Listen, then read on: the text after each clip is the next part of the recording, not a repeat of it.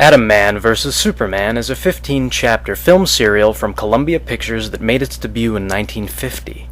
Backed by popular demand, Atom Man vs. Superman is the superior follow-up to the 1948 Superman serial. Superman, along with Lois, Jimmy, and Perry, were all back and played by the same actors from the previous installment. Again, the title and story were adapted from the Adventures of Superman radio series episodes that were broadcast from October to December in 1945. The Atom Man from the radio series is kind of like Davis Bloom from Smallville, only he's secretly a Nazi spy. He was given atomic powers much like the portrayal of the Nuclear Man from Superman 4: The Quest for Peace. Instead of nails that could pierce his skin, the Atom Man had kryptonite-powered gauntlets.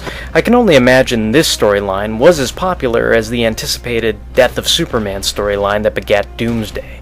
Atom Man's kryptonite gauntlets also remind me of the Superman foe, the Kryptonite Man, who first appeared as the Kryptonite Kid in Superboy 83 and later as the Kryptonite Man in Superman 299. A later version of the Kryptonite Man, who appeared in Superman Volume 2, number 43, was also actually a clone of Superman, kind of like how the Nuclear Man was cloned from a strand of Superman's hair, so it all comes full circle. The Atom Man in this film serial is treated much like the other mystery villains we've seen so far. He's hidden behind a mask and incredibly easy to deduce who his true identity is. You can figure out by the first episode that the Atom Man is actually Lex Luthor. If the phony foreign accent doesn't give it away, I really don't know what does. This would mark the first instance in which Lex Luthor was portrayed on the big screen. Not to harp on this, but you may recognize Lyle Talbot from his role as Commissioner Gordon in Batman and Robin. And if you keep your eyes peeled, you might even notice other actors in similar situations and locations reused from Batman and Robin. I'm beginning to understand why, to many, Catsman was synonymous with cheap. Lex Luthor first appeared in Action Comics 23 in 1940. It is speculated that thanks to some minor confusion over the design between Lex Luthor and the Ultra-Humanite, that Luthor was first depicted as a bald man in Superman 10 in 1941. While Ultra-Humanite would go on to possess the body of a female form and eventually settle later on the form of a giant albino ape, the iconic portrayal of Lex Luthor would continue as bald from 1941 to the present day.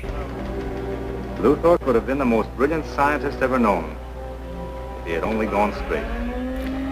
In his attempts to blackmail the city of Metropolis, Luthor basically invents the transporter from Star Trek, only his main priority is to scatter Superman's atoms all over the place. Very interesting. You ready, Bo? No. Signed aboard this ship to practice medicine, not to have my atoms scattered back and forth across space by this gadget. When that doesn't work, he synthesizes kryptonite, much like Batman does at the close of Dark Knight Returns. Luthor puts together the necessary ingredients, listing plutonium and radium among them, while the rest are left undefined. One of Luthor's henchmen then placed the kryptonite at a parade where Superman is the guest speaker. I can see parallels to Gus Gorman and his tar substitution of the unknown element in Superman 3. In the serial, Superman passes out from kryptonite exposure and is taken off in an ambulance driven by more of Luthor's henchmen. Superman is placed in Luthor's Arch, the Star Trek transporter, remember? His last words before he's trapped forever? I'll be back. Years before Arnold or even Harrison Ford fixing Han Solo's line in Empire. So the Man of Steel is trapped in what Luthor calls the Empty Doom. The basic concept of the Empty Doom is reminiscent of the Phantom Zone, which would first appear in Adventure Comics 283 almost 11 years later. There is lots of filler narrated by Luthor that describes Superman's origin from the original serial. Reminds me of an anime clip show. Also, an incredible amount of stock footage is used when chronicling the many disasters Superman must prevent in the course of the film.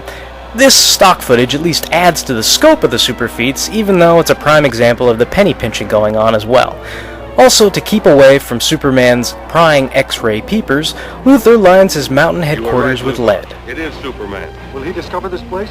I've had these walls lined with lead to defeat his X-ray vision. Then we're safe.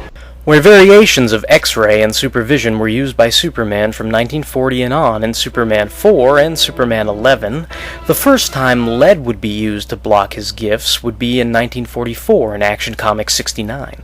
Other parallels to comics and films include Luthor's turn as a quote-unquote legitimate businessman, much like the Man of Steel reboot of the 80s used by Superman the Animated Series and Lois and Clark, among others.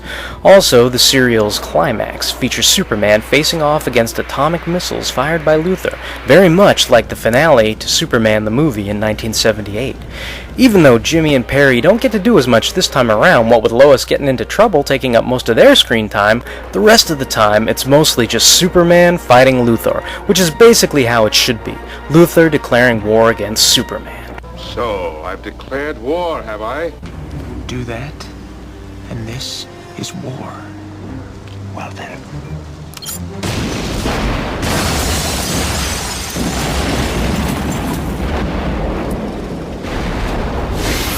This is war!